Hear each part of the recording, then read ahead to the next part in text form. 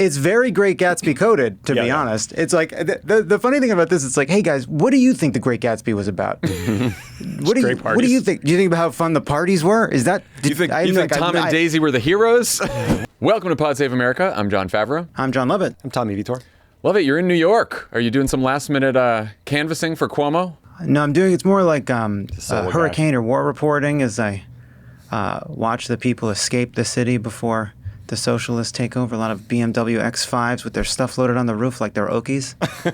Pretty exciting time here. Just trying to stuff all the means of production you can in your pockets before you take off. It's my last time visiting New York City as a business owner.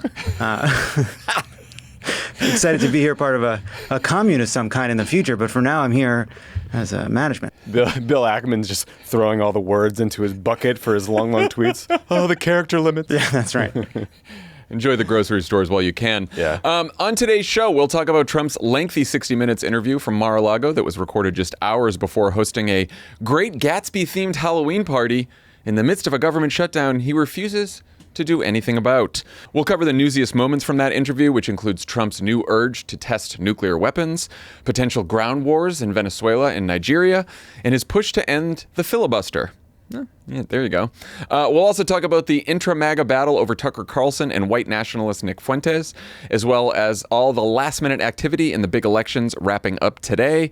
Then I'll be talking to George Retes, the combat veteran and American citizen who was detained by ICE while driving to work and put in solitary confinement for 3 days with absolutely no due process whatsoever. Wild story and raging story. But let's start with Trump's big interview with 60 Minutes' Norah O'Donnell. His first sit-down with the show since CBS and Paramount chose to pay him a $16 million settlement over their decision to not air one part of one answer that Kamala Harris gave during her 60 Minutes interview during the 2024 campaign. It was also Trump's first interview since David Ellison, son of Trump donor and close ally Larry Ellison, took over CBS and installed Barry Weiss as the news division's editor-in-chief. Trump, of course, brought up the settlement during the interview, as well as all the good things he's heard about Weiss. But he also faced some tough, newsy questions from Norah on a range of topics that we'll go through. But let's start with deportations and military deployments. Americans have been watching videos of ICE tackling a young mother, tear gas being used in a Chicago residential neighborhood, and the smashing of car windows. Have some of these raids gone too far? No, I think they haven't gone far enough. You're okay with those tactics? Yeah, because you have to get the people out. Well, you promised in your campaign that you were going to deport the worst of the worst. Violent criminals, we're doing that. Rapists. Well, that's what we're doing. But a lot of the people that your administration has arrested and deported aren't violent criminals. Landscapers, nannies, construction workers, landscapers farm who are workers. criminals, yeah. You said, if we need more than the National Guard, we'll send more than the National Guard. What does that mean, send more than the National Guard? Well, if you had to send in the Army or if you had to send in the Marines, I'd do that in a heartbeat. So you're going to send the military into American cities? Well, if I wanted to, I could, if I wanted to use the Insurrection Act. The Insurrection Act has been used routinely by presidents, and if I needed it, that would mean I could bring in the Army, the Marines, I could bring in whoever I want. But I haven't chosen to use it. I hope you give me credit for that. So those answers both sound to me like Stephen Miller, very much still running the show.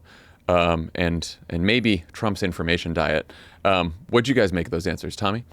I tend to take Trump at his word that he doesn't think it's gone far enough. I mean, it would have been very easy. Obviously, he didn't have the benefit of the video of some of those worst excesses, but it'd be very easy to rhetorically distance yourself from like abuses or harming American citizens. And there's real political risk, I think, for Trump if people begin to think that the raids have gone too far, and like stories about Americans getting beat up. George Retes' story, the priest we've talked about who got shot in the head with a pepper ball, raids at Home Depots, like, you know, your sort of feature stories about someone who's lived here for 30 years and is now getting deported despite not having done anything. Like, those are bad. People don't like that.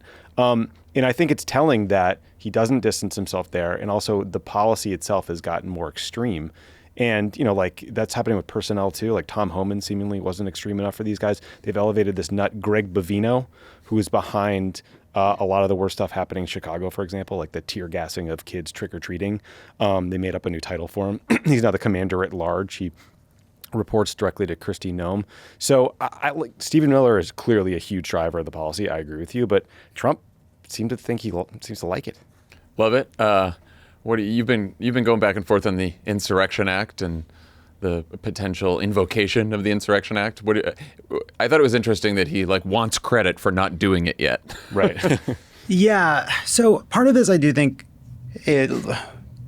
he will never, when asked by a mainstream journalist, "Are you going too far?" he will never ever say yes. But if he's called by his, say, agriculture secretary about raids at meatpacking plants causing a problem for business, all of a sudden he'll pop off about how, yeah, we've got to deport people, but we also need people to do the farming and do the growing and do the jobs and the landscaping. So, I don't know if this represents any kind of actual shift or kind of new insight into what he actually thinks, but he will not give an inch on any of this when he's going to talk to a mainstream journalist because he wants to do his sort of tough guy performance. I wonder if he's asked about people who support his policies on immigration broadly or voted for him because they thought he would crack down on the border, that view his success at the border as something that they appreciate but worry about this, what he would say if it's framed more towards the people who actually kind of are allied with him. But beyond that, he is going down this dark path and does not seem, at least rhetorically, interested in stopping. Yeah, I sort of wonder if what he would have said if he was asked about the ProPublica story that sort of detailed all of the American citizens who've been detained. I imagine he would just be like, well, I don't know anything about that. Yeah. And they're just sort of they were bad. They wave it off. Yeah. To your point, Tommy, though, new NBC News poll that came out over the weekend, by 55 to 44%, people do not think the deployments of troops, the current deployments of National Guard troops are justified. ICE is viewed positively by only 39% of Americans, and 50% view ICE negatively, including 2/3 of Black and Hispanic voters view ICE negatively. And those negative views, apparently, of ICE, that's a new high. It's doubled since 2020. And obviously they weren't too loved in 2020 either. So that is interesting. There's also been a bunch of reporting about division inside the administration between ICE and the Border Patrol, about those that believe ICE is being tagged for some of the worst excesses of the Border Patrol, people inside of those agencies that believe they're going too far in a way that is redounding to negative perceptions of the agency and are not sort of contributing to the goals they sort of set out to achieve at the beginning. So I do think beneath this, there is still that actual political problem. He's just not going to answer it in a question that's about are you tough enough, sir? I will say, just broadly, watching the 60 Minutes interview, it really it stands out how long it's been since he sat down for a full interview with a real journalist. Yeah. Because I think Nora did a good job. She also just had so many things to get through that even on something like that, you can't really follow up more than once or twice because you really have to talk about a whole bunch of shit. And he gave her 90 minutes. I mean, this is a long interview. Again, the one thing this guy does is he makes himself available. Usually it's Marjorie Taylor Greene's boyfriend more than anybody else, but 90 minutes. Trump was also asked about his recent pardon of Binance founder CZ, who was serving time for failing to stop terrorist money laundering on his platform. The pardon came after CZ publicly asked for a pardon and after Binance made sure that Trump's family crypto coin was used to facilitate a $2 billion investment. Complete coincidence, of course. Here's the 60 Minutes exchange. Why did you pardon him? Okay, are you ready? I don't know who he is. I know he got a 4-month sentence or something like that. And I heard it was a Biden witch hunt. His crypto exchange, Binance, helped facilitate a $2 billion purchase of World Liberty Financial's stablecoin. And then you pardoned CZ. How do you address the appearance of pay for play? Well, here's the thing. I know nothing about it because I'm too busy doing the other. But I can only tell pardon. you that. But he got a Nora, pardon. I can only tell you this. Nora had good, tough questions on this. I do wonder if that's a moment where you throw away your script and you're like, you don't know the guy who you pardoned that you've gotten a bunch of tough questions about, the really corrupt guy, the money launderer. You don't know who that is? You just pardoned him? Are you not very upset right now that Joe Biden apparently didn't really pardon any of the people he pardoned but used an auto pen? Yeah. Isn't that one of your big, you want an investigation over that, but you don't know the people you're pardoning? It's crazy. There's an auto pen he hung the auto pen in the White House because he's mad that Joe Biden didn't know who he's pardoning. It's outrageous. It's outrageous. You'll never believe this, guys, but the rest of that Trump answer, where she asks him, "Is he concerned at all?" and he says, I can't say because I can't say I'm not concerned. I'd rather not have you ask the question. That part was omitted from the extended version of the interview on YouTube.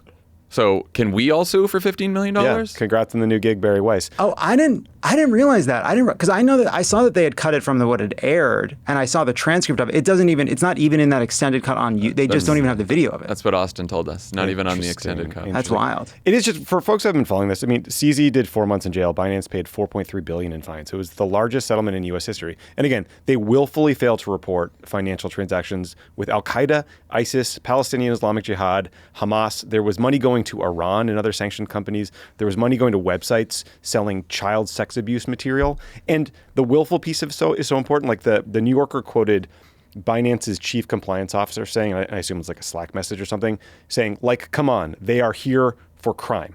They knew what their customers were doing.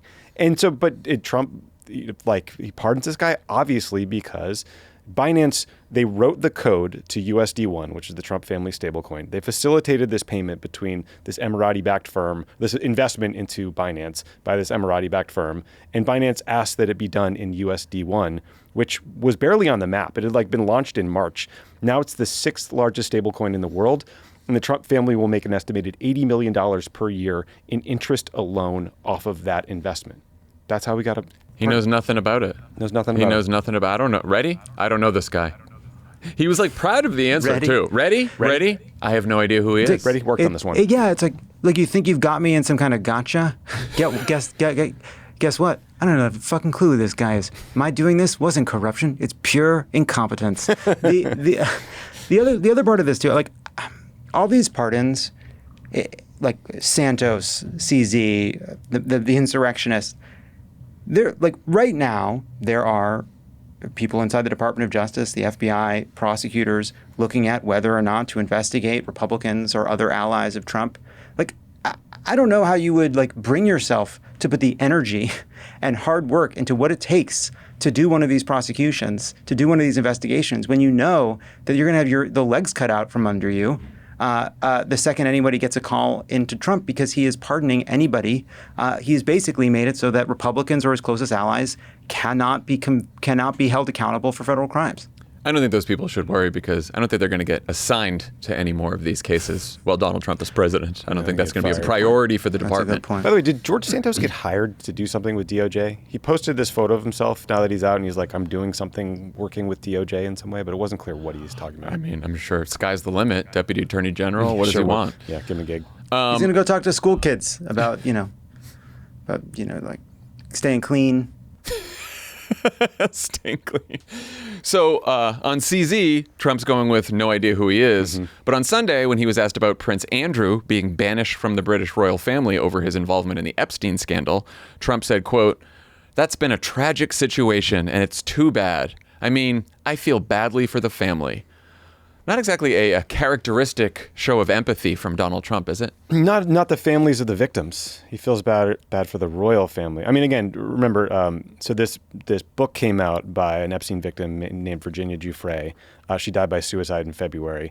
In that book, she says she was forced to have sex with Prince Andrew after being trafficked by Epstein, and that Prince Andrew said to her that his daughters were, quote, just a little younger than you on the evening of their first alleged sexual encounter when she was 17.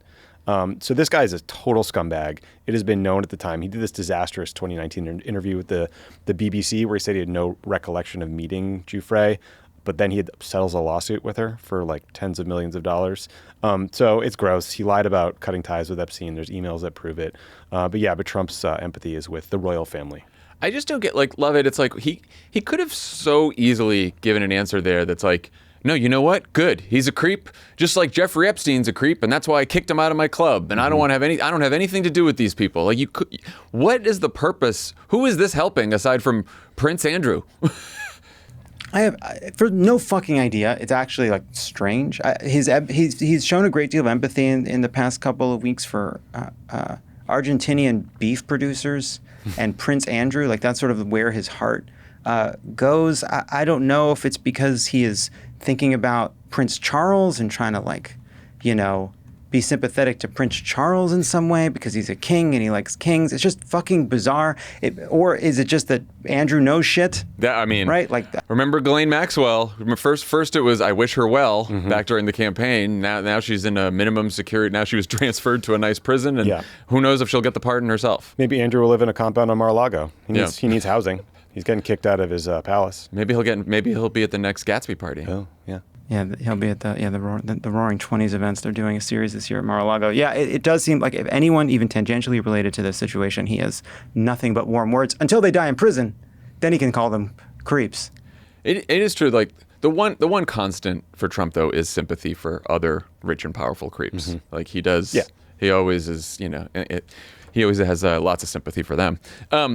President of Peace also got a few questions about the military buildup and illegal executions he's ordered in the Caribbean, specifically the threats his administration keeps making against Venezuelan dictator Nicolas Maduro. Here's that exchange. Are we going to war against Venezuela? I doubt it. I don't think so. But they've been treating us very badly, not only on drugs. They've dumped hundreds of thousands of people into our country that we didn't want. People from prisons. They emptied their mental institutions and their insane asylums. Are Maduro's days as president numbered? I would say, yeah. I think so, yeah. And this issue of potential land strikes in Venezuela, is that true? I don't tell you that. I mean, I'm not saying it's true or untrue, but I wouldn't. Why would we do it? I wouldn't be inclined to say that I would do that, but because I don't talk to a reporter about whether or not I'm going to strike. Tommy, does that sound like a guy who's just saber rattling to you, or? Fair point at the end there. Yeah. So the last time we talked about this issue, I think I cited a stat from this think tank CSIS that said about 10% of all deployed U.S. naval assets were in the Caribbean. Since then, Trump has announced they're sending the USS Gerald Ford, which is an aircraft carrier. So that means when that bad boy gets there, it comes with a couple guided missile destroyers. There will be another 4,000 additional troops. I think it gets at like 16,000 U.S. troops and sailors in the Caribbean total, and that comes on top of all the other stuff like a nuclear-powered sub, an amphibious assault ship, B-52 bombers, B-1 bombers, F-35s. People spotted these like specialized attack helicopters off the coast of Venezuela training. And so, silver lining, more troops in the Caribbean means fewer troops available for the cities. That's true. That is true. But the interesting thing about this is as the Caribbean buildup grows, they are increasingly hitting boats that are alleged narco traffickers in the Pacific Ocean on the other side of the continent, right? So none of this makes any sense. You have all these troops, 16,000 U.S. troops in the Caribbean. We're killing people in the Pacific Ocean. And so there were reports last week that I think Nora was getting at. The U.S. had already picked targets in Venezuela, on Venezuelan soil to hit. This whole operation is reportedly being run by Marco Rubio, who wants a regime change operation to topple the Maduro government, in part because he thinks you take down the Cuban government by taking out Maduro first. So it's completely insane. He's also doing this while demanding the Nobel Peace Prize, which is annoying and galling. But yeah, I mean, it feels like there's a lot of momentum behind this. We'll see if he actually does it, but... You see that NBC News just reported too that they've already started planning. The Defense Department Department of War has already started planning for strikes in Mexico to get the cartels there. And we should know that the strikes aren't imminent, according to NBC News' reporting, but the planning has already begun. I mean, at least that's where like fentanyl trafficking actually happens. There's no fentanyl in Venezuela, yet they keep claiming that these ships are loaded up with fentanyl. If anything, it's cocaine, but it's probably not even going to the U.S. How many countries in Central and South America can we go to war with? What is going on here? Let me Google how many there are. I can't. It's just so sad that all this is happening while John Bolton is unavailable. I know. It's like, it's what a bummer for him because this is bittersweet. it. Would you call it? Yeah, like he sees all this, the amassing of U.S. military assets off the coast, and he's just like, God damn it, I can't even get off on this right now. I'm so fucking, because I'm so anxious because of my trials, my crimes. Fuck. This sucks. This whole thing is so 80s, though. It's like very Trumpian in that sense. It's like the worst excesses of like the Reagan era, Noriega, the CIA toppling governments. I mean, it's just a throwback. Coke is back. Yeah, cocaine is back. I did see in some of the polling over the weekend, like we've previously seen polling that shows, strikes are unfortunately on the quite popular. Yeah. Quite strikes in the boats, even like strikes, lobbing a few strikes to Venezuela or whatever if there's narco traffickers. But then someone finally asked the question, I think it was a YouGov poll, about like military action in Venezuela. It's very unpopular.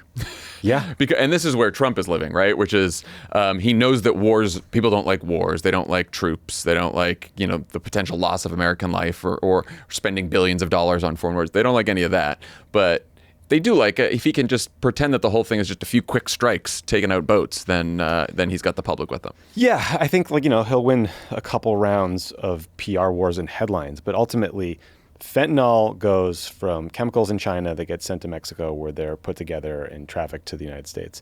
If you're worried about cocaine, the problem is much more coming from Ecuador and Colombia.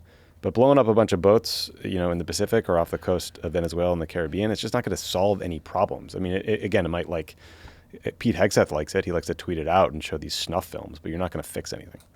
Yeah. I also think it does matter, too, that you have Republicans coming out of these closed-door hearing being like, we're not satisfied with these answers. You have Rand Paul saying these are the definition of the definition of extrajudicial killings. Reports that they don't even know the names of who they're killing. The idea that they're 3 hops or 3 degrees from direct observation of the traffickers themselves, which is sort of like absolutely shocking.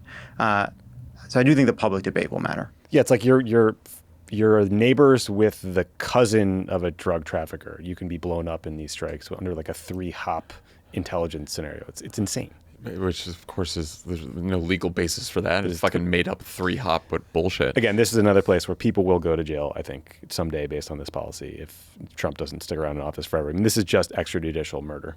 Today's presenting sponsor is Simply Safe Home Security. Are you feeling particularly anxious? Mm-hmm. Unsettled? Yeah.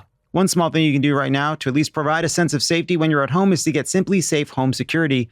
Traditional security systems respond after someone breaks in. Simply Safe is different because it can stop crimes before they happen with its Active Guard outdoor protection. High-tech cameras detect threats while they're still outside and alert real security agents. This is the game changer. The agent takes action while the intruder is outside, which is where you want them. That's the sweet spot. They confront the intruder, letting them know they're being watched on camera and the police are on the way, and even sounding a loud siren and triggering a spotlight if needed. It's like, oh my. In LA, it's like, finally, my moment. This is how you stop crime before it starts. I would say a crime has probably already started in a sense. Other systems have cameras that let you talk to intruders, but they require you to see the alert yourself. Simply Safe's monitoring agents have your back and talk to intruders even if you aren't there. There's no long-term contracts or hidden fees. You can cancel anytime. Named Best Home Security Systems by U.S. News & World Report for 5 years running. 60-day money-back guarantee so you can try it and see the difference yourself.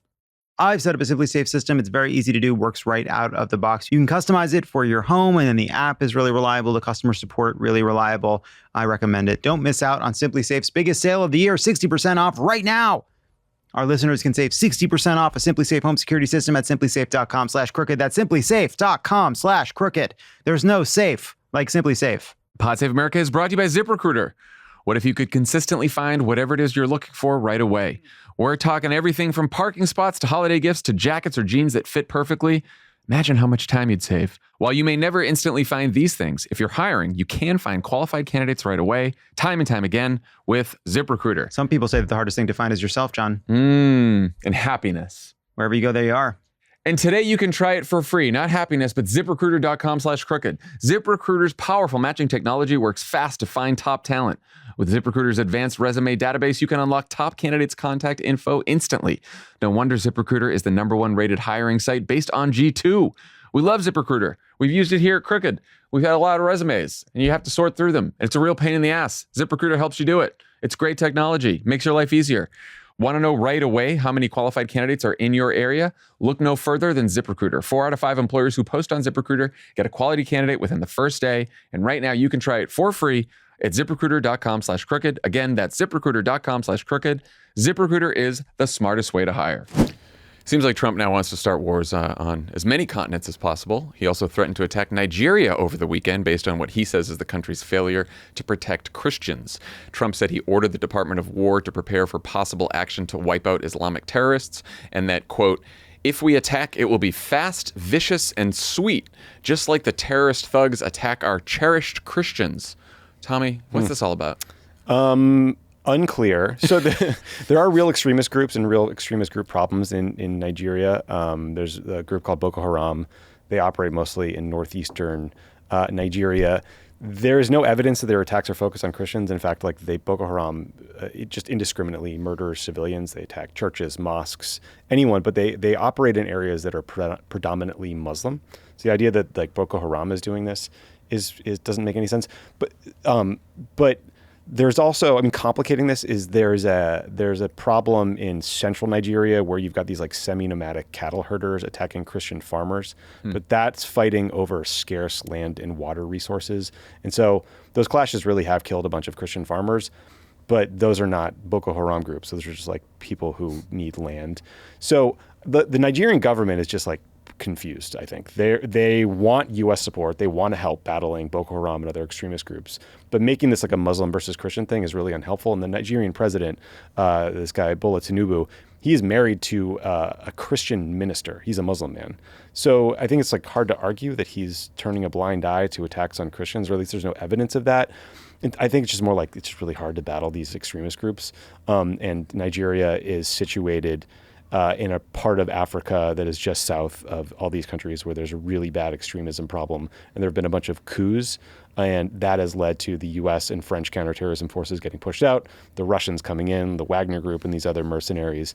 And so it's not clear to me what Trump is doing. Like, I think there's a bunch of right-wing Christian groups who have been lobbying Congress and stuff, and I think that probably got to him. Yeah. I was like, if I had to guess, it would be like something started in a right-wing fever swamp online somewhere, but maybe it's this direct lobbying that suddenly it got to him somehow through all of his crazy channels. Or people who are now running the government, and that's someone he ran into at an event or at Mar-a-Lago or whatever. I mean, ultimately, this will probably result in the U.S. selling a bunch more weapons to Nigeria, but like it's just particularly strange. I mean, one, it's the second time he's like claimed genocide against a group that's not being genocided. Like, remember the white farmers in South Africa? And two, there is an actual genocide happening in Sudan as we speak, where the RSF, this militia group, has taken over all of Darfur and are just massacring civilians. But he's tweeting about Christians in Nigeria. It's just like very divorced from reality. Fucking weird.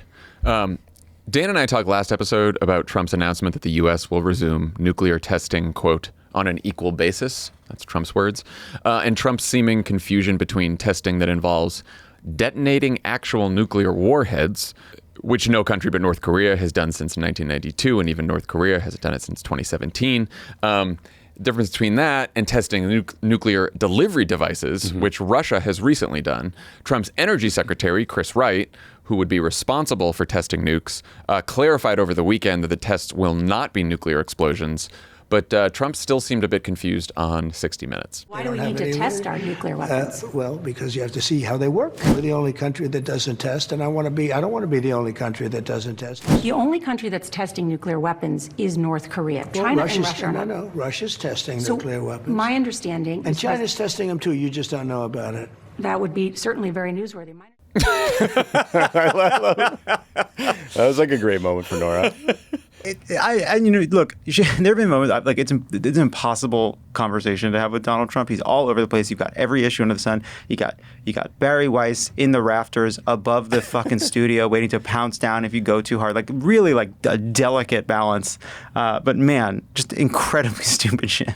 It is funny listening to Nora try to be like, well, it's my understanding, right. Meaning like the facts are, Mr. President, because once again, I have to tell you something that's real since you're in fucking La La Land. Yes. Tommy, should we rest easier after Chris Wright's comments or no? I hope so. I mean, like you said, I mean, the Russians basically, like whenever it seems like NATO's going to have some balls and maybe send long range weapons to Ukraine, Putin does something to sort of rattle the nuclear saber. And this time it was, again, talking about this nuclear cruise missile, which he claims to have tested, which they rolled out in 2018, by the way. So this one wasn't new. And then they say they have this other, like a super torpedo that can get to the East Coast or the West Coast and detonate and cause a tsunami, which a lot of people question would ever work. But also neither weapon like changes the strategic calculus of nuclear warfare, which is, if you start it, like mutually assured destruction will happen in any of these cases, right? So these are not like game-changing weapons. And so what Trump is talking about, I mean, it makes no sense. Like you said, we stopped nuclear testing in 1992.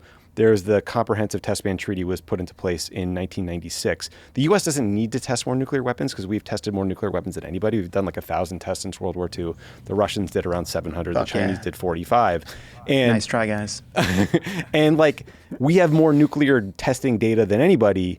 And if we get rid of the restrictions on testing, what will happen? The Chinese will test a ton of nuclear weapons as they raced to build a stockpile that's equivalent to ours before they'll enter into any like non-proliferation treaties. So it's a terrible strategic idea. Where are you going to do it? Like, are we going to go back to Nevada?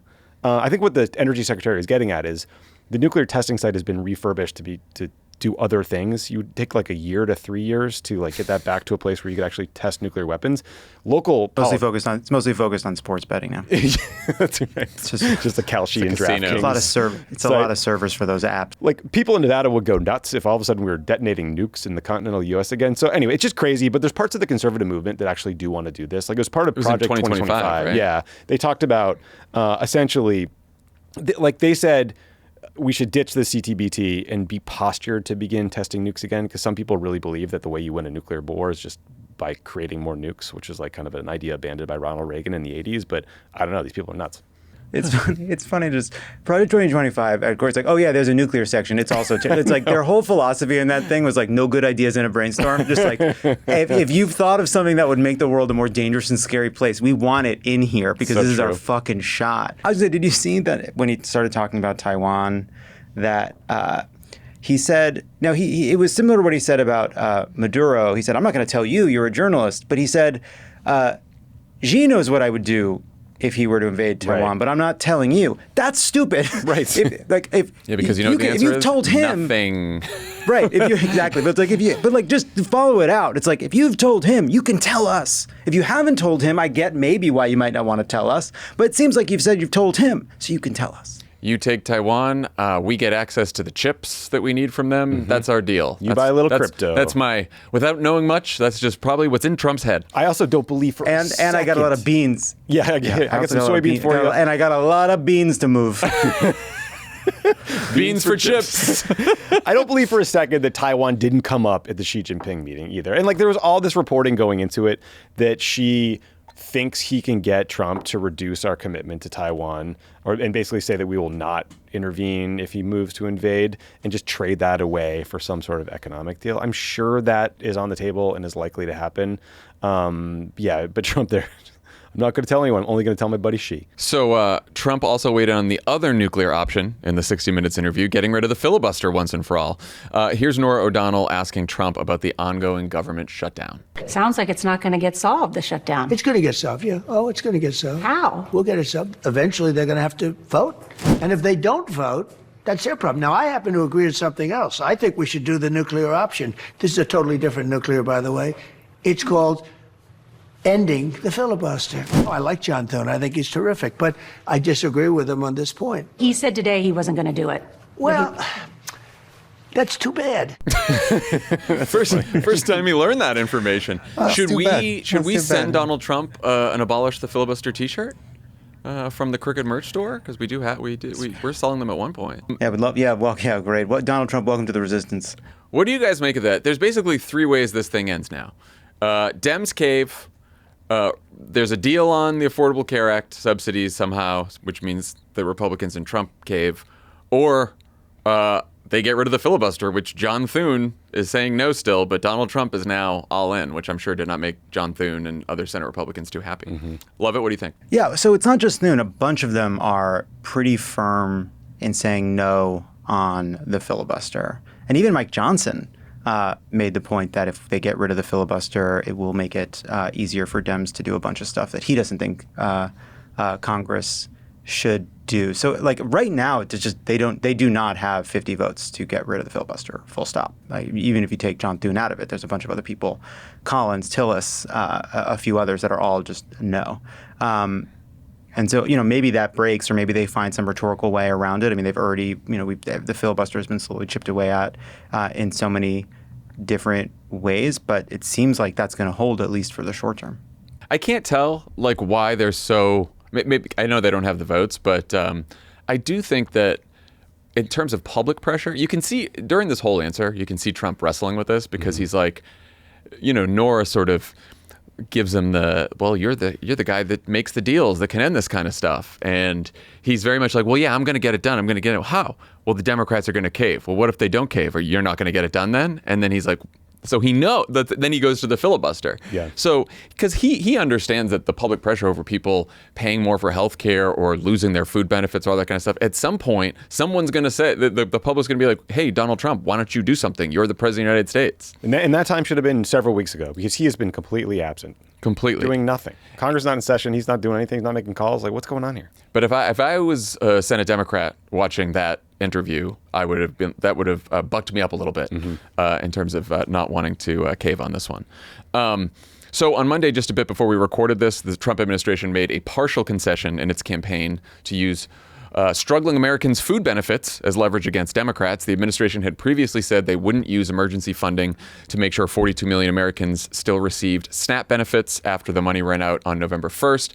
But thanks to multiple courts ordering the administration to dip into the emergency funding, the government now says they'll use the $4.6 billion in the emergency fund, though they claim it's only enough to fund about half of the usual monthly benefit for the 1 in 8 Americans who receive food assistance.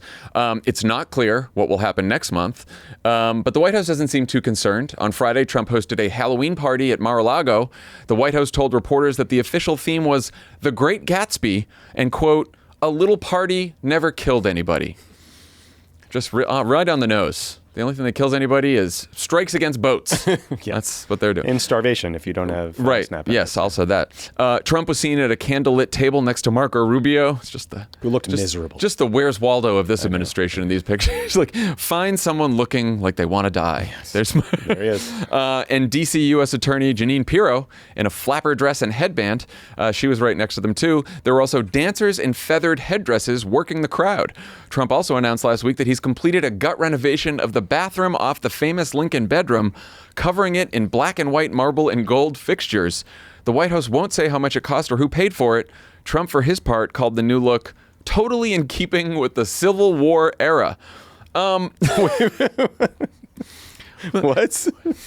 It is so fucking funny. It is so funny to claim like this is pretty much what Abraham Lincoln would have done if he did a bathroom reno, which and then it's just this marble-clad fucking contractor flip house marble monstrosity. I fucking love it. It's like the like whatever the optics of it. We're in the middle of a shutdown. There's all kinds of moral reasons to find this gross. It is so like offensive looking, and then to be like, this is I did it in Abe's name. This is what he would have wanted. But it's also just he's just like an old guy who is like used to do real estate, and now he's like fucking bored, and so he just keeps renovating things in his house and showing them off to people. Like, oh, did you see what I did to the bathroom? America. Honestly, it's very Great Gatsby coded. To be honest, it's like the funny thing about this. It's like, hey guys, what do you think the Great Gatsby was about? What do you think? Do you think about how fun the parties were? Is that? Do you think Tom and Daisy were the heroes? What do you think? Did you finish that book? Yeah, you understand what happened. What happens when you stare at the green light? Do you remember it all? No, nothing. You didn't get to the end. Right. Nope. This is not who. No, our side of the side that knows what's in the Great Gatsby and then can't win a fucking election. But did you guys see Caroline Levitt's tweet about this? She tweeted, when I first learned a toilet like that existed inside the White House, I was horrified. That's what horrified Caroline Levitt. The toilet what? In the Lincoln bedroom. Okay. So now she can rest easy. Also, why were you in there? Well, maybe she found out from Truth Social like everyone else. Yeah, it's not the office. Sometimes you gotta when you gotta go. Right, it's emergency. Mm-hmm. Do you guys think the ballroom plus the party plus the bathroom plus all the other blatant corruption? I mean, it feels like we got a narrative here. We got a lot here, man. And maybe this is going to help define the shutdown in the minds of people who are paying attention to all this, or is this just wishful thinking? Like one would think. I mean, Trump is clearly in the YOLO period of his presidency. The corruption and he's normally very politically savvy, but the total disregard for optics or the politics of their decision making is genuinely shocking to me. I do think this is where Democrats pay dearly for not having media infrastructure. Like if a Democrat did this, Fox News would be crucifying them all day, every day until the shutdown was over. I worry that this stuff is just not reaching people. I did sort of wonder, like, would it be smart for somebody? It could be the DNC. It could be someone who wants to run for president, like a Gavin Newsom or some type, to start running a series of digital ads on the corruption, on the sort of optics of the ballroom, the CZ pardon, the toilet, like all of it, and just get it on, do a huge digital buy, like or a long-term, like low boil one, because I think we got to get these stories in front of people. I think Democrats would be excited about it and would promote it on social media. Like, I'd donate to somebody that was running ads on this that might actually reach voters who are undecided somehow. I mean, like, let's just get this message out there. Well, and also this is perfect fodder for a genuinely creative, funny ad campaign, for sure. right? Like, it just you put out some 30, 60 seconds ads about this, don't talk to me. They're not going anywhere. Typical narrator voice. I don't want to hear that shit. Like a guitar riff. You could do like a mini movie. Like, it's there's just so many opportunities here. Gatsby movie. I mean, love it. You're working on SNL something? did. Yeah, sure. Well, SNL did Property Brothers about the ballroom, and it was great. Oh, they did? I do think, by the way, I do think that, like, the ballroom, I don't know if the bathroom is sort of, I think, still making its way through the algorithms, but I do think the ballroom broke through. And, like, I also do think it fits into a narrative that is already pretty strongly held across the board, right? Like, the vast majority of Americans believe Donald Trump is not focused on the issues he was elected to resolve on prices. And then he is building a brand new ballroom. He's tearing down the East Wing. He is redoing bathrooms. He is having galas and flapper and Roarer 20 style parties. Like, if we can't make this something, I would say, like, we don't deserve to have a party, but I would say, like, we even less deserve to have one. Yeah. I will say that the NBC poll that came out over the weekend, CNN poll, I think like the last batch of polling that's just been the last week has been quite bad for Trump. Like, it's getting a little worse. He was in the sort of mid to low 40s. Now he's like low, NBC was 43-55. The generic ballot is now 50-42 Democrats.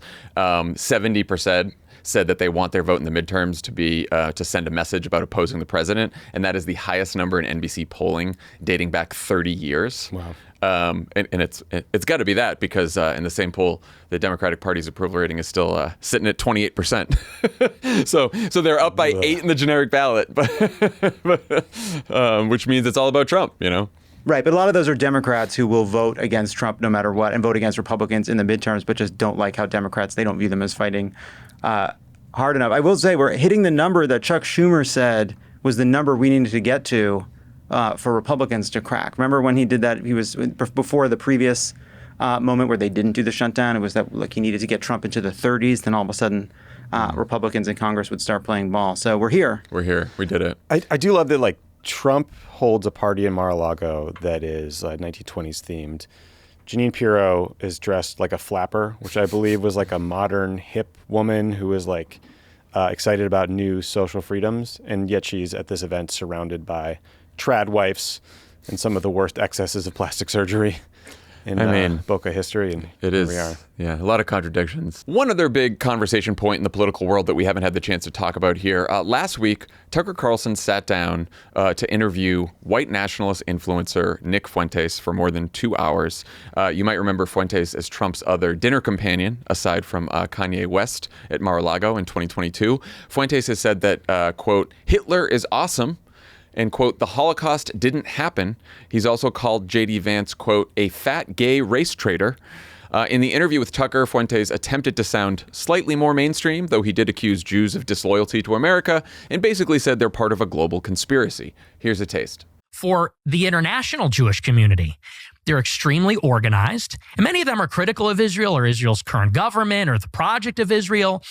But I guess what they have in common is that they have this international community across borders, extremely organized, that is putting the interests of themselves before the interests of their home country. So Carlson really didn't push back in any substantive ways, and this has set off a bit of a MAGA civil war. Ben Shapiro went hard after Tucker on Monday, calling him, quote, an intellectual coward, a dishonest interlocutor, and a terrible friend.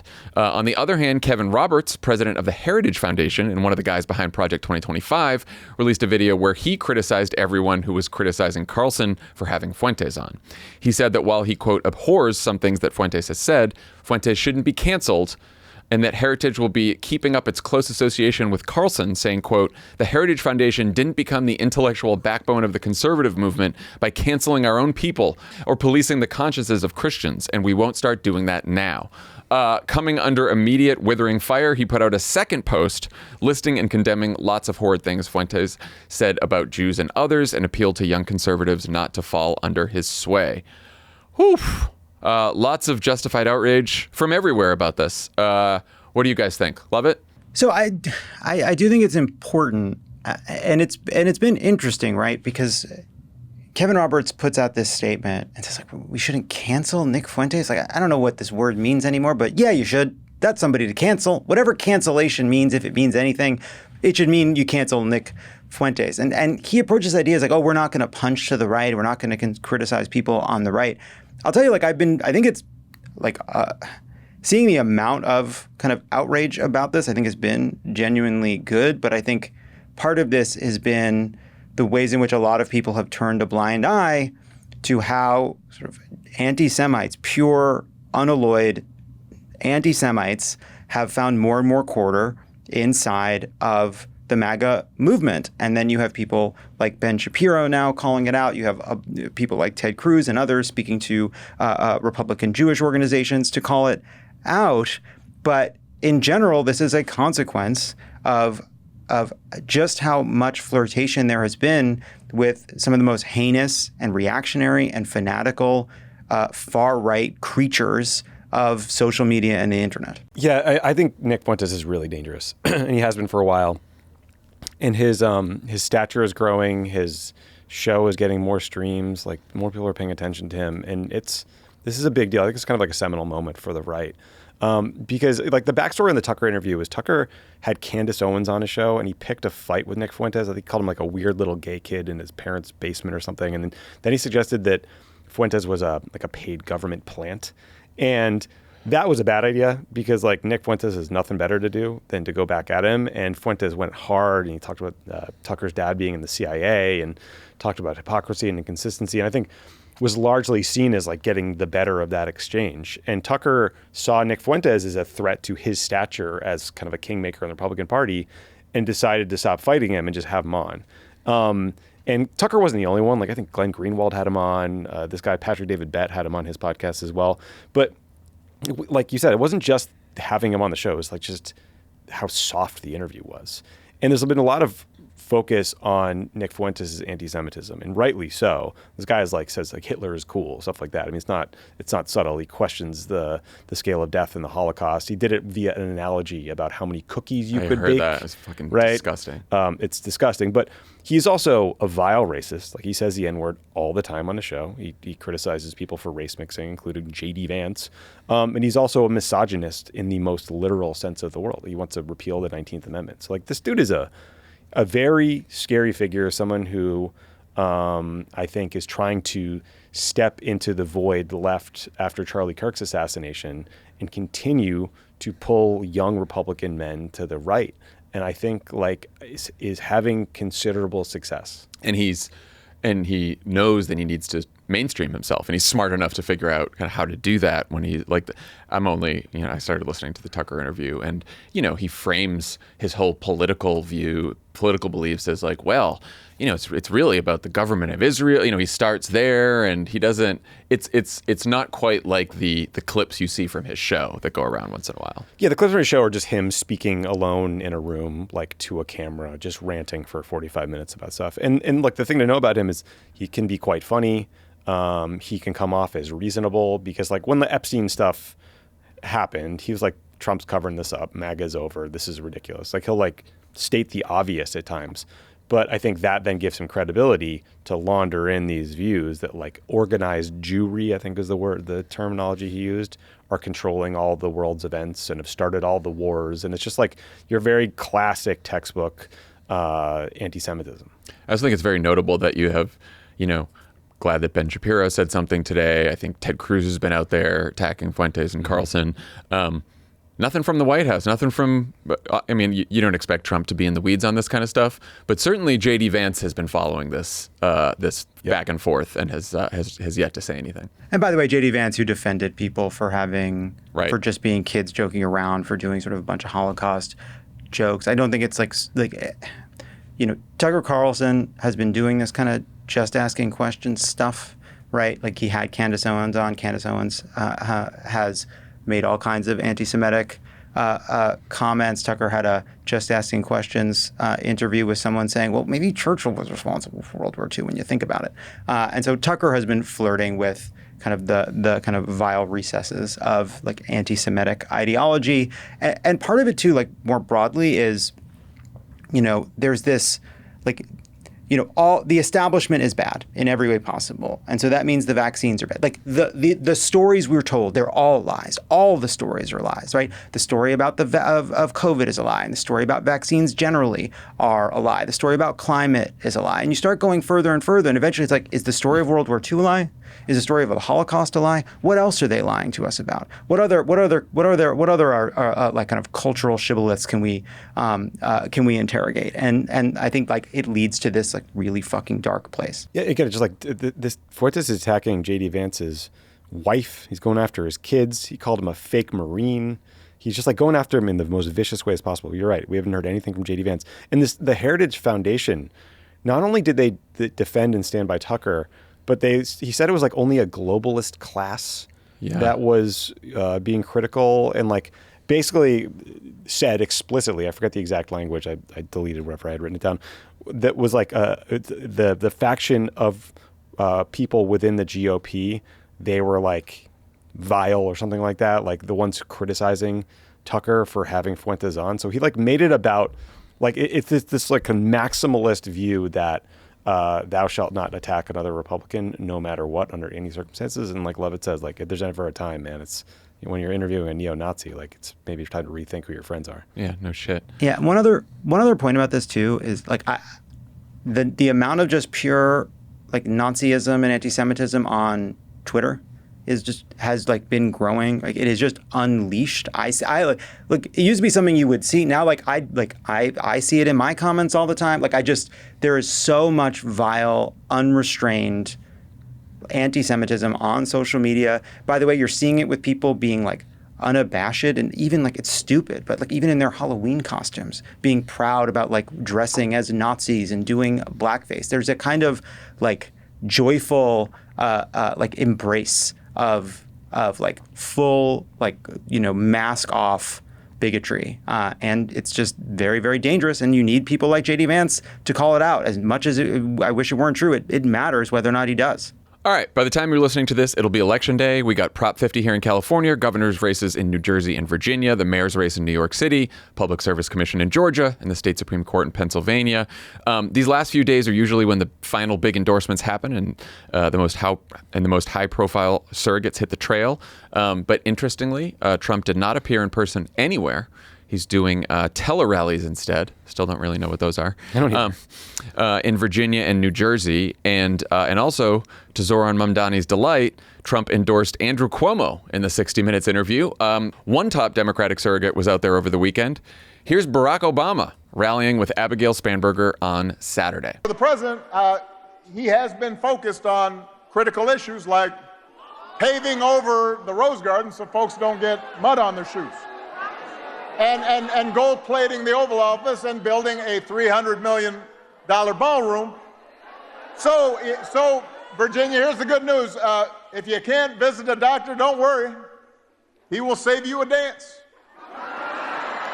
The over-the-top rhetoric, the fabricated conspiracies, the weird videos of a U.S. president with a crown on his head flying a fighter jet and dumping poop on protesting citizens, all of that is designed to distract you from the fact that your situation has not gotten better. Don't poo, vote. There's it. There's our title. There's our episode title.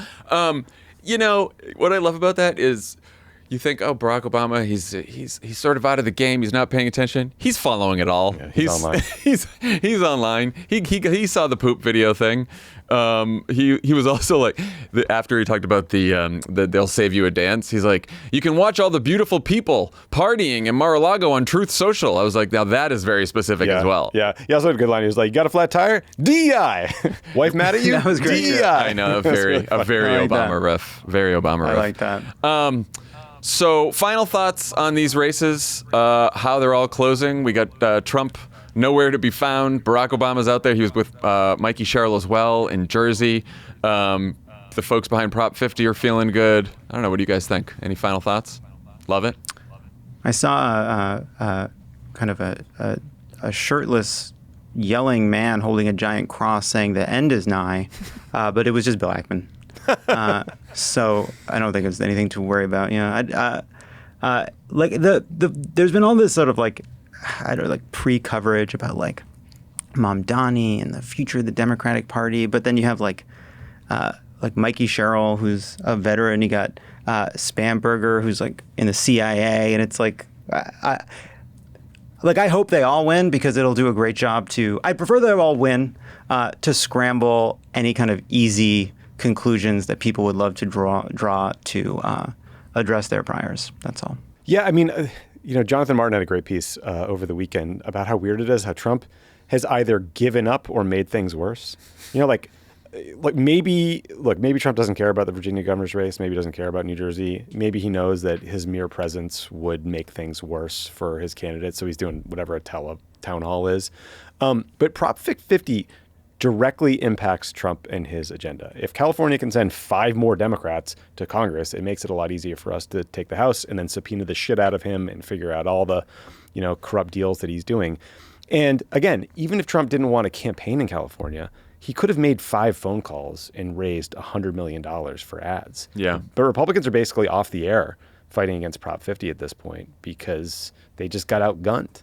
And it looks like a big loss to Gavin Newsom. Like his primary antagonist in the Democratic Party is likely going to look like he kicked his ass. And maybe he just doesn't care, it doesn't matter, but it would bother me. I think when Trump feels like he's going to lose, his idea is just like maybe don't say anything about it at all, and maybe just kind of like play it cool. Because if he went all in and then still lost, which I think that probably would have happened. I don't think Donald Trump helps a ballot measure out here. Just call Peter Thiel and be like, give me $20 million.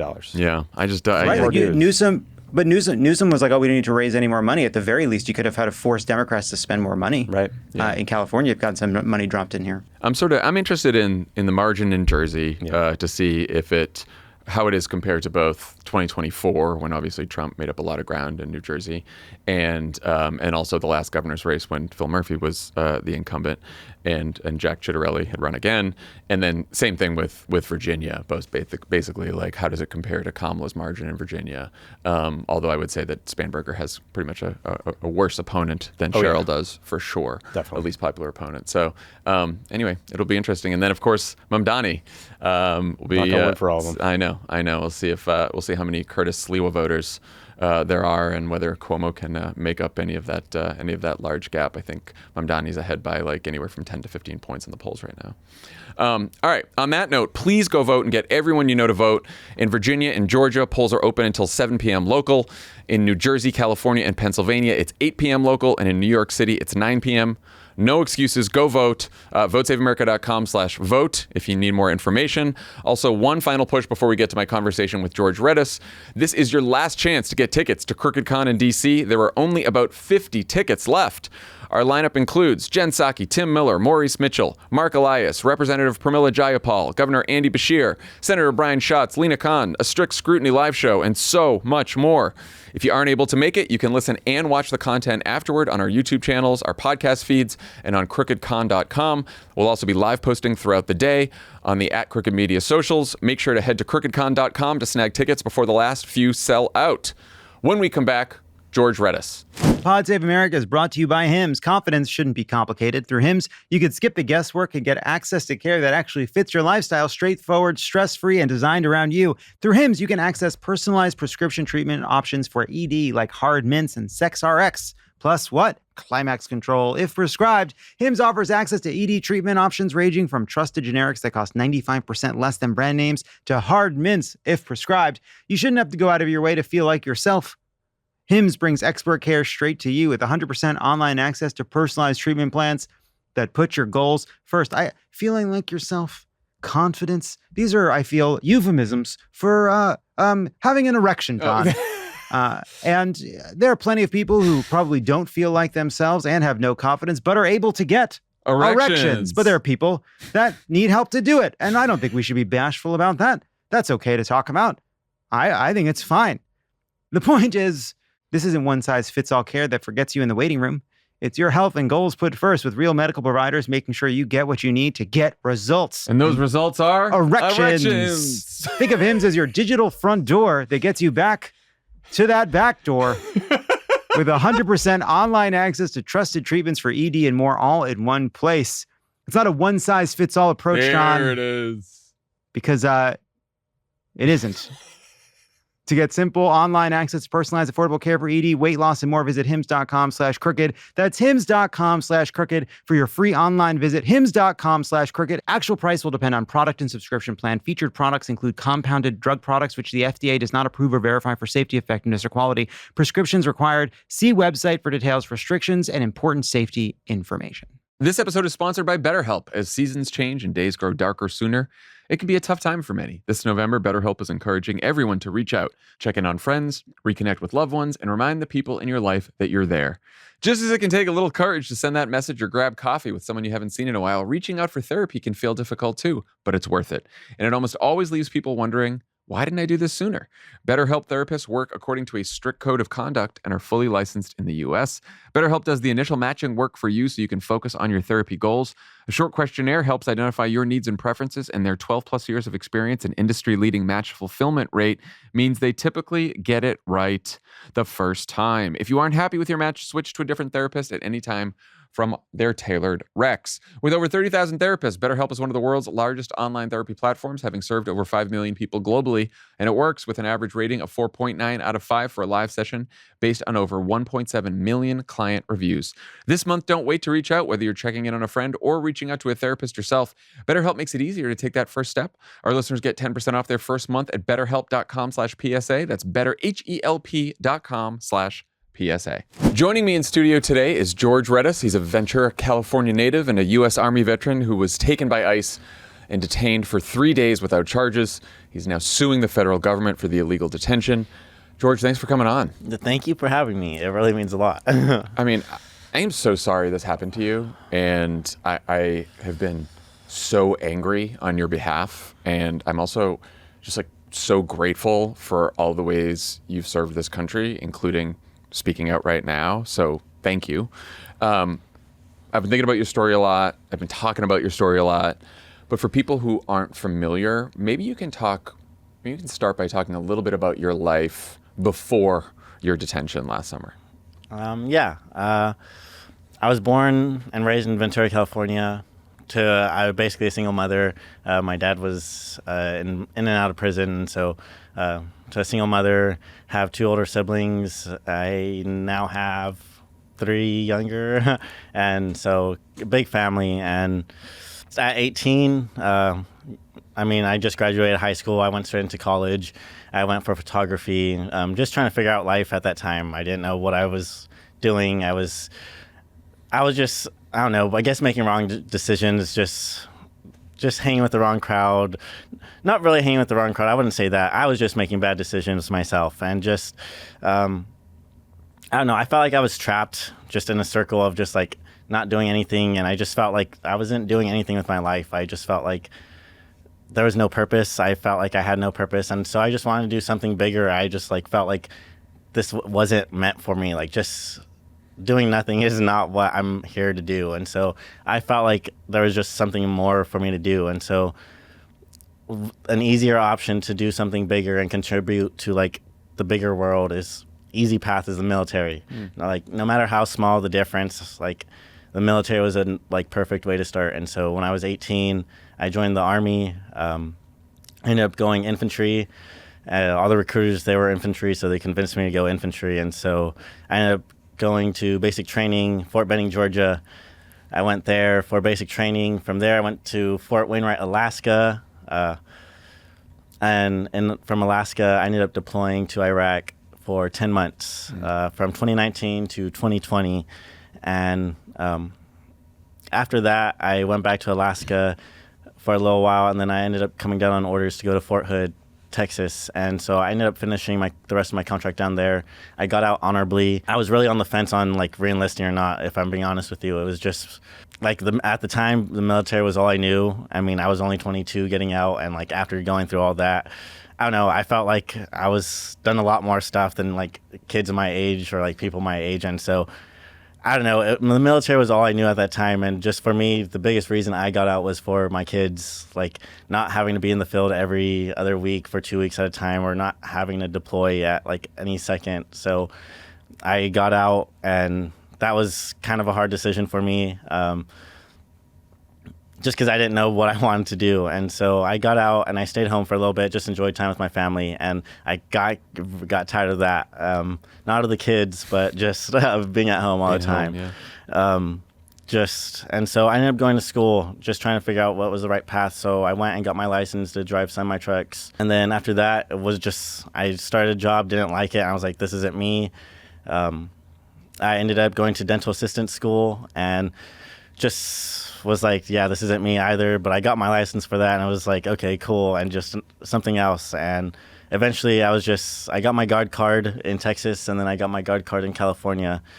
It was just easy for me. I mean, it's all I did in the military, so figured just might go something natural. And so I got my guard card, and the beginning of this year, I ended up moving back to California, and I got a job working security for a security company called Securitas. And so I got a job with them, and Glasshouse Farms, where the whole incident takes place, ended up contracting out that security company. And so that's where my security company put me. And so for 7 months since the beginning of this year, I was working at Glasshouse Farms. And so that's how I ended up being there when the entire situation took place. So if you wouldn't mind just explaining like what happened when you got close to work that day in July and saw all the ICE agents. You said your car had a disabled veteran plate and stickers showing your service. You told agents you were a U.S. citizen and Iraq veteran. Did any of that seem to matter in the moment to them? What happened? No. I mean, I'll just start from the beginning, I guess, sure. just to make it easier. That day, July 10th, I was going to work as normal. I was pulling up to the main road that my work is on, and there's just cars piled up, like bumper to bumper. People weren't even in their cars. It was just literally crazy. It was chaos, like all over the place. And so I'm making my way through all this. I mean, even though all that's happening, work never called me saying, don't show up today, like don't go in. And so I make my way through all this, because even though this is happening, I still got to go to work. And so I make my way through, and eventually I get to the front of where everything is happening. And so there's a line of agents lined up across the road, all in gas masks, all in their gear, and just lined up across the road, stopping anyone from going. And so there's a car in the right lane, and I don't know if there was anyone in there, but I ended up pulling into the left lane, right beside the car. I'm a good distance away. I put my car in park. I get out, close my door, and I stand right beside my car. I don't approach them. I'm not getting in their face. And so, like, the first thing I say when I get out of my car is, like, I tell them I'm a U.S. citizen. Like, I'm just trying to get to work. I'm not here to protest. Like, I'm not part of the protest. I'm not here to get in your guys' face. I'm literally just trying to get to work. And they were just completely hostile. They were just telling me to get the fuck out of there. They were telling me to pull over to the side. They were telling me to get in my car. They were telling me that work is closed, that I'm not going to be going to work today. And so they were just all being hostile for no reason. And so I ended up asking for a badge number, just to let work know, like, I'm trying to go into work, like, and I wasn't able to. And so I asked for a badge number. And so after asking that, for some reason, one of the agents got super upset over that, and that's when he tries to, like, step forward to try to approach me, and it takes another agent to step forward and, like, hold him back from approaching. And I see that, and just wasn't there to escalate. Like, I'm not trying to escalate things further. And so I turn around to get back into my car, and simultaneously as I'm getting back into my car, the line of agents starts walking towards me, and they surround my car. And so I'm sitting in my car.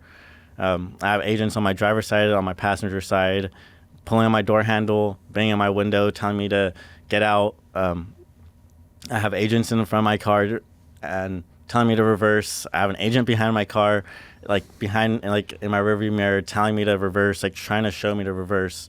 And so just all of them yelling at me to do different things. And so I'm sitting there just trying to figure out the situation. And eventually they end up reversing me into an angle, sort of, and they reverse me back into the right lane.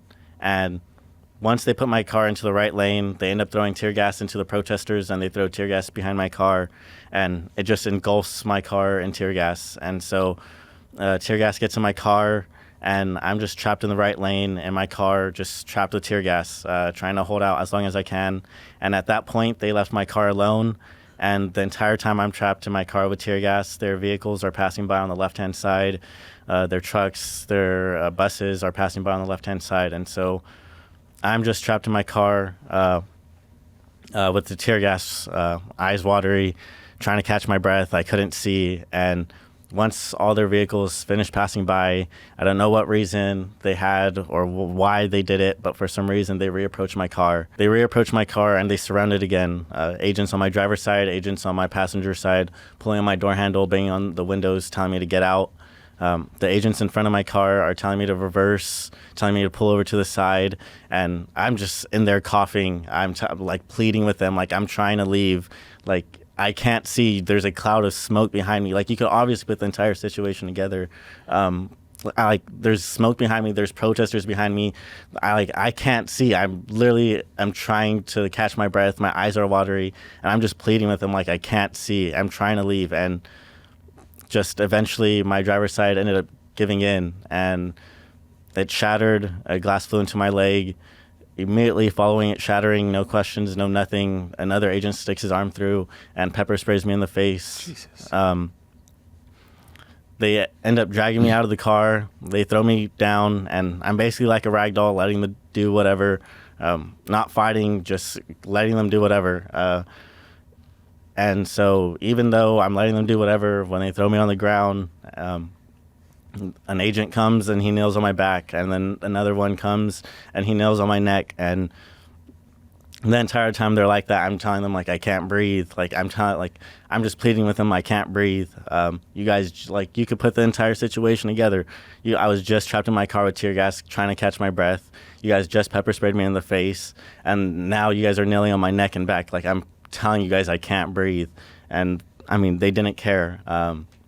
I couldn't tell you how long I was like that for. Just eventually they zip tied my hands and they picked me up, and they ended up walking me back to the farm where I worked. And the entire time they're walking me back, they're just asking each other who's taking responsibility for him, who's he going with, who's taking responsibility for what happened. And they're just all asking each other this as they're walking me back. And so they ended up walking me back to the farm. Are you talking to them at this point? Are you asking them hey, I'm a citizen. What are we doing? Why are you? At that point, I'm telling I'm a citizen. I don't know what's wrong. I'm a citizen. And I was just telling them that the entire way back.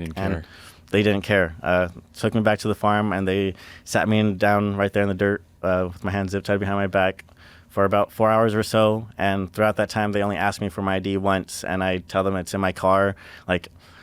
I'd be more than happy to show you, I have my ID. I could prove I'm a citizen. On my car, it says, I have DV plates for disabled veteran. I have a Iraq combat veteran sticker on my windshield. I told them I was a veteran, and that was it. That's the only time they asked me for my ID, and that was it. After the time there, they ended up putting me back. They put me in an unmarked car, and they drove me into a convoy, kind of basically a convoy to a Navy base in Port Hueneme, and they took us onto the base and took us to this giant open field on the base, and every federal agency you could think of is there: FBI, Homeland Security, ICE, CBP, people from the Navy, National Guard, and they take me there, and there they do my fingerprints. They swab my mouth for DNA. They take my picture. they end up reading me my rights there, but saying that they were only investigating what had happened. They never said that I was charged with anything. They never said I was being arrested. They just said that they were investigating what had happened and why I was there, and that was it. And so I literally told them the entire situation exactly how I'm telling you, and that was it. They asked me the questions, and then they put me back in the car, and from there, they took me to the Metropolitan Detention Center in downtown LA, and we got there around 10:30 at night, and I would assume they in-processed me like a normal prisoner. They strip-searched me, and at that time, I asked them, like, when would I be able to call a lawyer? Like, could I call my family? And they just ignored me completely. And so while they're strip-searching me, I would tell them, like, my skin is burning. Like, they sprayed me with tear gas, or they sprayed, like, I was trapped in my car with tear gas, and they sprayed me with pepper spray. Like, my skin is burning. And I tell them that, and they tell me, like I'll get over it. The effects will wear off. That it'll pass. And so that was it. They ended up doing my fingerprints, and they took my mugshot. And after that, they took me upstairs, and they put me in a cell with one other person, the professor who was also arrested that day. And so that entire first Thursday night, I'm in the cell, and my body's just burning. My hands, my face, my skin, just my entire body is on fire. No other way to put it. Just an extreme heat that, like, just would not go away. It wouldn't let you wash your hands, shower, wash your face. So they ended up giving us dinner in sandwiches in a sandwich bag. And so I took the sandwiches out, and I filled up the sandwich bag with water from the sink. And so that entire night, I was alternating my hands in this bag of water, just trying to relieve the heat. And I don't know if it helped or if it made it worse, but it just would not go away. And so that entire first Thursday night, I'm just burning. That just like that, the entire first Thursday night, I don't sleep. And so Friday ends up coming around, and they finish doing my in-processing. They let me talk to a medical, and it's just basically about our past life and how we are now. And after that, they let me talk to a psychiatric nurse, and after the questions she asked and the way I answered them, she felt like it was best to put me on suicide watch. And so that Friday morning, they ended up putting me on suicide watch. And suicide watch is just this yellow concrete room, concrete block in the corner with a thin mattress on top. There's this tiny little rectangle window. It's a glass door, and an officer sits up there 24/7. A psychiatric nurse comes and checks on me once a day to make sure I don't kill myself. They leave the light on 24/7. I'm in there naked in a hospital dress, and I'm like that from Friday morning to Sunday afternoon to literally the point I'm released. And so Sunday morning, close to afternoonish, comes around, and an officer comes up to the cell. He walks up, and he just says, "I'm off suicide watch and that I'm going to get released," and walks away. And so even though he says I'm off suicide watch, I'm there still in those conditions. And I mean, I don't want to get my hopes up. I mean, I'm still there. And so I'm there for a couple more hours, and eventually another officer comes up, and they open the door, they walk me downstairs, they give me back my clothes, and I sign for my phone, my watch, and my piercings and stuff. And that was it. They said that I was free to go, that all the charges on me had been dropped, and that I was free to go.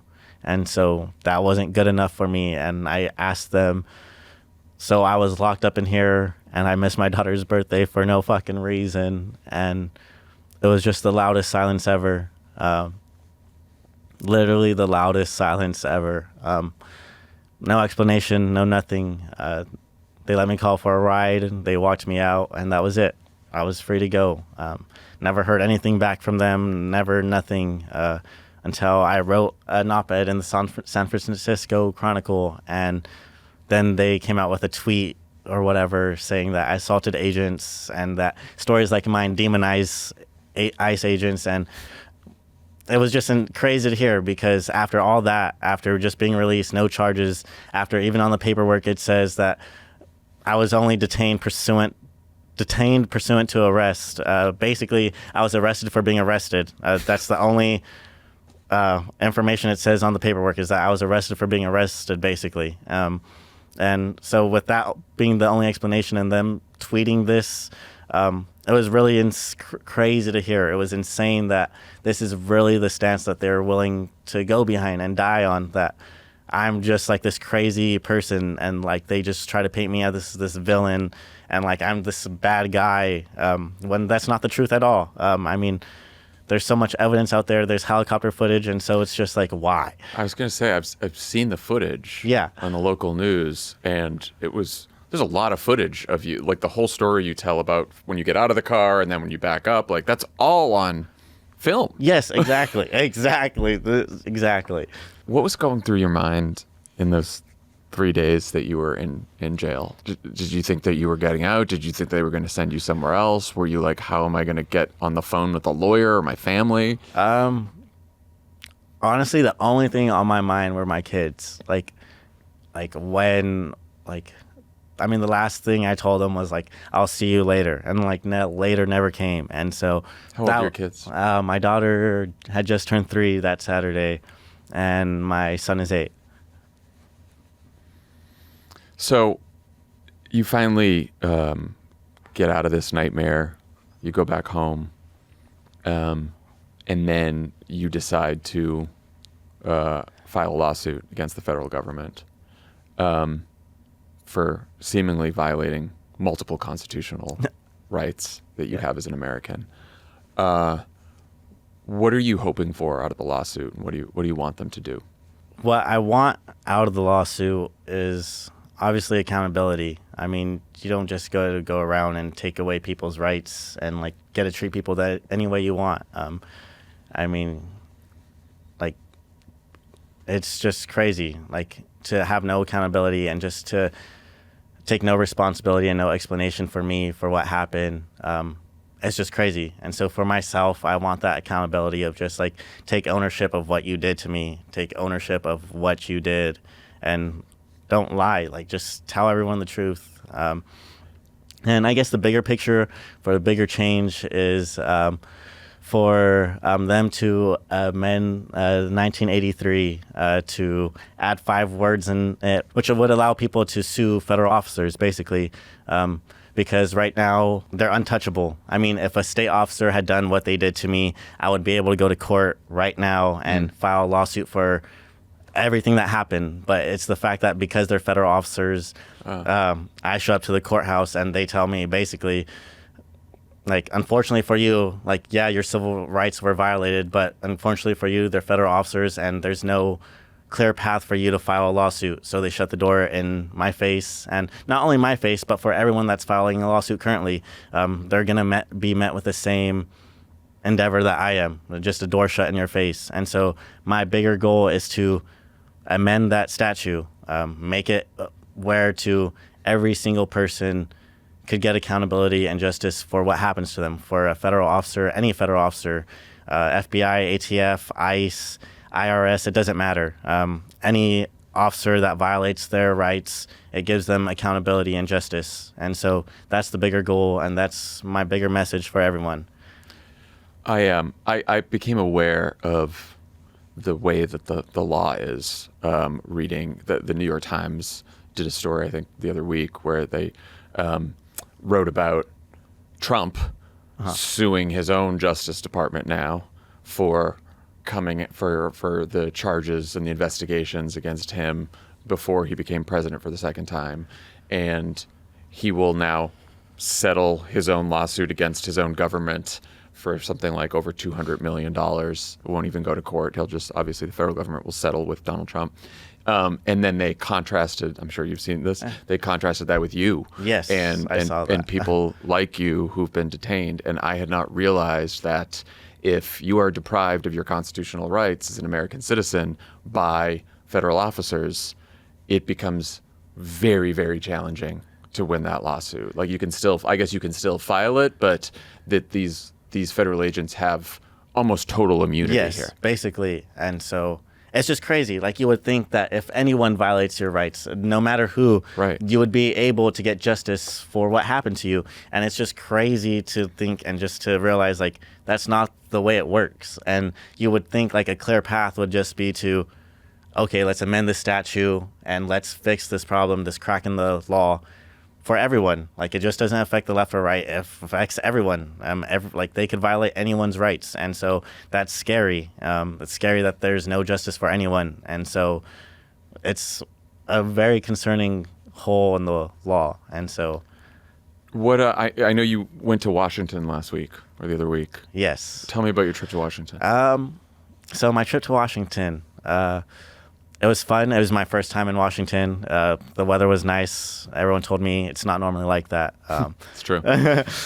So, I mean, Washington was fun. I spoke to lawmakers. I spoke to senators and basically told them my story in person.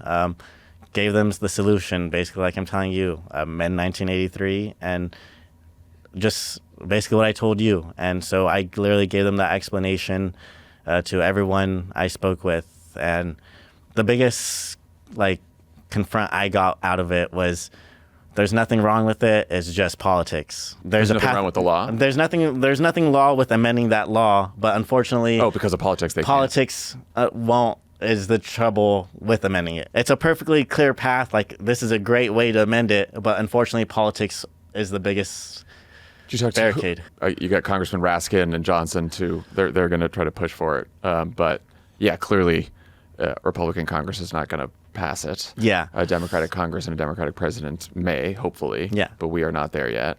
I don't know. I mean, that's also a big reason why it's a big reason for people to speak out and to call their people in charge, for everyone to make their voice heard. I mean, it's all our responsibility. So, I don't know if you saw Kristi Noem, the Secretary of the Department of Homeland Security. She was asked at a press conference yesterday about American citizens like you being arrested and detained for no reason. It's happening more and more. And she said, quote, "No American citizens have been arrested or detained. We focus on those who are here illegally, and anything you would hear or report that would be different that is simply not true and false reporting." Any response to that? I mean, I don't feel like I need to respond when I mean, it's all over the news. It's all over social media. Like, I'm not blind. Like, I obviously see what's going on in the world. People see what's going on in the world.